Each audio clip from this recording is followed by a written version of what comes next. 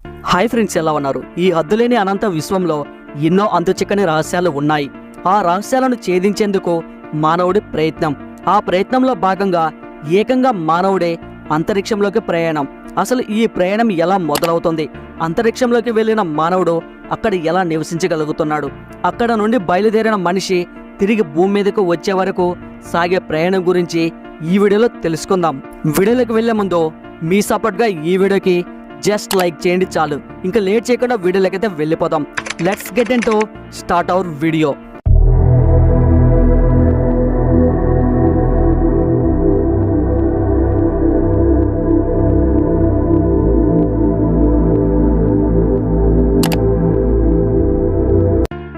భూమి వాతావరణానికి అవతల ఉన్న అంతరిక్షంలో మనిషి జీవించడానికి పరిస్థితులు ఇక్కడ భూమి మీద ఉన్నంత అనుకూలంగా ఉండవు. అతి నీలలోహిత కిరణాలు, విపరీతమైన వేడి, వాతావరణ పీడనం, ఇలా ఎన్నో అవరోధాలు, అడ్డంకులు. మరి వీటన్నిటి నుండి మనిషిని కాపాడేది స్పేస్ సూటు. స్పేస్లో టెంపరేచర్ సుమారుగా 250 డిగ్రీల వరకు ఉంటుంది. ఇంత విపరీతమైన వేడి నుంచి కాపాడడం కోసం స్పేస్ సూట్ లోపల వాటర్ కూలింగ్ సిస్టమ్ ఉంటుంది. అలాగే స్పేస్ సూట్ వెనకాల ఉండే బ్యాక్ ప్యాక్లో ఆస్ట్రోనాట్స్ స్పేస్ వాక్ చేస్తున్నప్పుడు పీల్చడానికి కావాల్సిన ఆక్సిజన్, త్రాగడానికి వాటర్ ఉంటాయి. అంతేకాదు స్పేస్ సూట్ మొత్తానికి కావాల్సిన ఎలక్ట్రిసిటీని కూడా ఇదే సప్లై చేస్తుంది.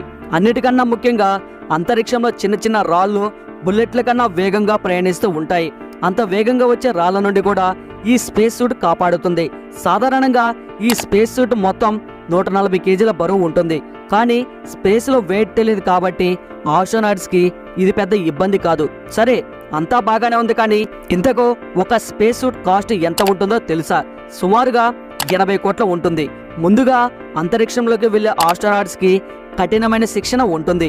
వాళ్ళు గంటకి 1380 కిలోమీటర్ల వేగంతో ప్రయాణించే నాసా T-38 జెట్ నడపడంలో ట్రైనింగ్ అవ్వాలి. తర్వాత న్యూట్రల్ బయాన్సీ ల్యాబొరేటరీ అనే ఒక రకమైన పెద్ద స్విమ్మింగ్ పూల్లో నీటి అడుగున కొన్ని వందల గంటల పాటు ట్రైన్ అవుతారు. దీనివల్ల వాళ్ళు మైక్రో గ్రావిటీకి అలవాటు పడతారు. స్పేస్లో ఎటువంటి గ్రావిటీ ఉండదు కాబట్టి అంతరిక్షంలో ఆస్ట్రోనాట్స్ శరీరం తేలిపోతూ ఉంటుంది. అందుకోసం వారికి ఒక ప్రత్యేకమైన విమానంలో ఎన్నో వేల అడుగుల ఎత్తున జీరో గ్రావిటీని అలవాటు చేశారు. అంతేకాదు భూమి నుండి అంతరిక్షంలోకి వెళ్ళే స్పేస్ షటిల్ చాలా వేగంగా ప్రయాణిస్తాయి. అటువంటప్పుడు మన బాడీ మీద విపరీతమైన ప్రెజర్ పడుతుంది. దీనికోసం ఆస్ట్రోనాట్స్ కి G4 సెంట్రిఫగ్ ట్రైనింగ్ ఇస్తారు. ఇది మాత్రం చాలా కష్టంగా ఉంటుంది. ఇలా స్పేస్ లోకి వెళ్లే ఆస్ట్రోనాట్స్ కి సుమారుగా 2 సంవత్సరాల పాటుగా ట్రైనింగ్ ఇస్తారు. ఈ ట్రైనింగ్ పూర్తి అయిన తర్వాత అంతరిక్షంలోకి ప్రయాణం మొదలవుతుంది. ఈ ప్రయాణంలో మనం ముందుగా చెప్పుకోవాల్సింది ISS అంటే ఇంటర్నేషనల్ స్పేస్ స్టేషన్. భూమికి సుమారుగా 400 కిలోమీటర్ల ఎత్తులో గంటకి సుమారుగా 27,600 కిలోమీటర్ల వేగంతో భూమి చుట్టూ తిరుగుతూ ఉంటుంది. అంటే సెకండ్కి 8 కిలోమీటర్లు అన్నమాట. ఎంత వేగమో అర్థం చేసుకోవచ్చు. ఇది ప్రతి 90 నిమిషాలకు ఒకసారి భూమి చుట్టూ ఒక రౌండ్ వేస్తుంది. ఇప్పటి వరకు మానవుడు నిర్మించిన వాటిలో ఇదే అత్యంత ఖరీదైన నిర్మాణం. దీనిని నిర్మించడానికి 150 బిలియన్ అమెరికన్ డాలర్లు ఖర్చు అయింది. అంటే ఇండియన్ రూపీస్లో సుమారుగా 9,70,000 కోట్లు. దీనిని అమెరికా, రష్యా, జపాన్, కెనడా ఇలా 16 దేశాలు కలిసి దీనిని నిర్మించాయి. భూమి నుండి అంతరిక్షంలోకి వెళ్ళిన ఆస్ట్రోనాట్స్ కి ఇది ఒక పెద్ద ఇల్లు లాంటిది. వివిధ దేశాలకు చెందిన వాళ్ళు ఇక్కడ బయాలజీ, ఫిజిక్స్, ఆస్ట్రోనామీ ఇలా రకరకాల విభాగాల్లో సైంటిఫిక్ రీసెర్చ్ చేస్తూ ఉంటారు. ఆస్ట్రోనాట్స్ కి ట్రైనింగ్ అంతా పూర్తి అయిన తర్వాత రాకెట్ లాంచ్ కి రెడీ అవుతుంది.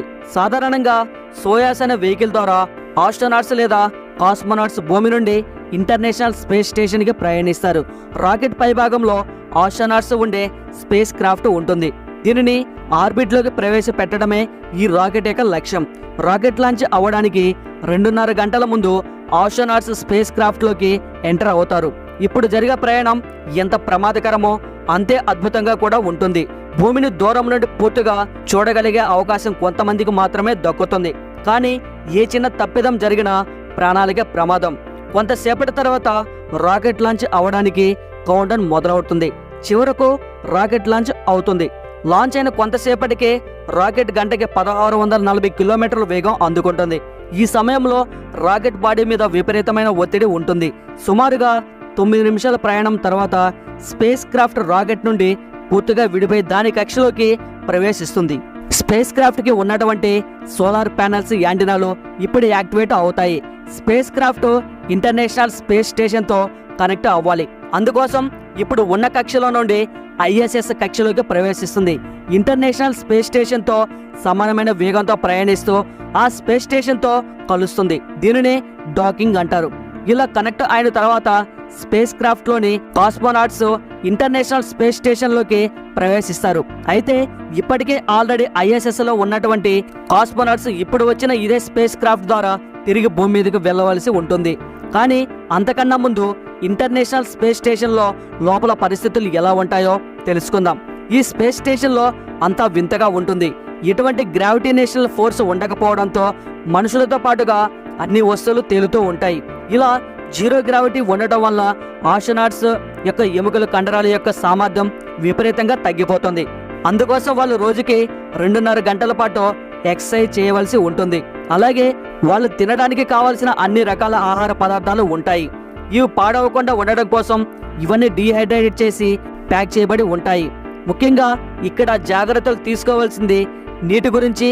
చుట్టూ ఎలక్ట్రికల్ పవర్ ఉండటం వల్ల ఏదైనా నీటి చుక్కలు తేలుతో వాటికి తగిలితే షార్ట్ సర్క్యూట్ జరిగే ప్రమాదం ఉంది. అందుకోసం ప్రతి నీటి చుక్కను జాగ్రత్తగా పొదుపుగా వాడతారు. అలాగే వేస్ట్ వాటర్ను మళ్ళీ రీసైకిల్ చేసి మరీ వాడతారు. ఎందుకో తెలుసా? 1 లీటర్ నీటిని భూమి నుండి స్పేస్ లోకి తీసుకువెళ్లాలంటే 16 లక్షల రూపాయల విలువైన ఇంధనాన్ని ఎక్స్ట్రా ఖర్చు చేయవలసి ఉంటుంది. ఇక స్పేస్ స్టేషన్ లో సైంటిఫిక్ రీసెర్చ్ తో పాటుగా స్పేస్ స్టేషన్ లో పాడైన భాగాలను ఆస్ట్రోనాట్స్ మరమ్మతులు చేస్తూ ఉంటారు. అందుకోసం వాళ్ళు ఇంటర్నేషనల్ స్పేస్ స్టేషన్ నుండి బయటకు వెళ్లి స్పేస్ వాక్ చేయవలసి ఉంటుంది. అటువంటి సమయంలో తప్పకుండా ఈ స్పేస్ సూట్ ధరించవలసి ఉంటుంది.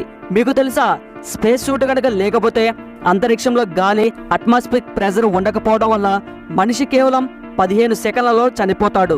సరే, ఇప్పుడు ఐఎస్ఎస్ నుండి భూమి మీదకి తిరుగు ప్రయాణం గురించి చూద్దాం. ఇప్పటికే ఇక్కడ ఉన్నటువంటి ఆస్ట్రోనాట్స్ తిరిగి భూమి మీదకి వెళ్లాల్సిన సమయం ఇది. అందుకోసం కొత్త వాళ్ళను తీసుకువచ్చిన స్పేస్ షటిల్లోనే వీళ్ళు భూమి మీదకి వెళ్లడం జరుగుతుంది. ఐఎస్ఎస్ నుండి స్పేస్ షటిల్ భూమి మీదకి బయలుదేరక ముందే ఈ స్పేస్ షటిల్ ల్యాండ్ అవ్వవలసిన ప్రదేశం సిద్ధం చేస్తారు. అలాగే భూమి మీద వాతావరణ పరిస్థితులన్నీ సక్రమంగా ఉన్నాయని నిర్ధారించిన తర్వాత ఐఎస్ఎస్ కు సిగ్నల్ పంపుతారు. ఇప్పుడు space shuttle international space station నుండి నెమ్మదిగా విడిపోతుంది. దీనిని అన్డాకింగ్ అంటారు.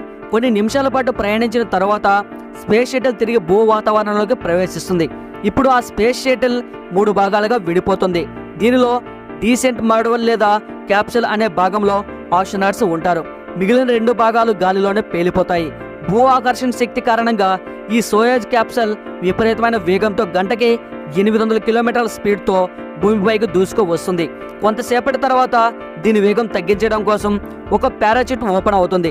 దీనివల్ల వేగం గంటకి 800 కిలోమీటర్ల నుండి 22 కిలోమీటర్లకి తగ్గిపోతుంది. ఈ వేగంతో భూమిని తాకినా కూడా స్పేస్ షటిల్ ప్రమాదకరమే. అందుకే భూమికి 70 సెంటీమీటర్ల ఎత్తులో ఉండగా స్పేస్ షటిల్ కింద భాగంలో ఉండే 6 చిన్న చిన్న రాకెట్లు ఫైర్ అవుతాయి. దీంతో వేగం గంటకి 22 కిలోమీటర్ల నుండి 5 కిలోమీటర్లకు తగ్గి భూమి మీదకి క్షేమంగా ల్యాండ్ అవుతుంది. ఇలా అంతరిక్ష ప్రయాణం ఇక్కడితో ముగుస్తుంది. కానీ మనిషి ఎక్కడో భూమికి 400 కిలోమీటర్ల అవతల ఒక ఇంటిని నిర్మించుకోవడం, అక్కడికి వెళ్ళి రావడం అనేది నిజంగా అద్భుతమే. ఈ వీడియో మీకు నచ్చితే లైక్ చేయండి. అలాగే మీ ఫ్రెండ్స్ అందరికీ షేర్ చేయండి. ఇలాంటి మరెన్నో అద్భుతమైన వీడియోస్ మిస్ కాకుండా చూడడం కోసం మన కుమార్ ఫ్యాక్ట్స్ యూట్యూబ్ ఛానల్ని సబ్స్క్రైబ్ చేసుకోండి.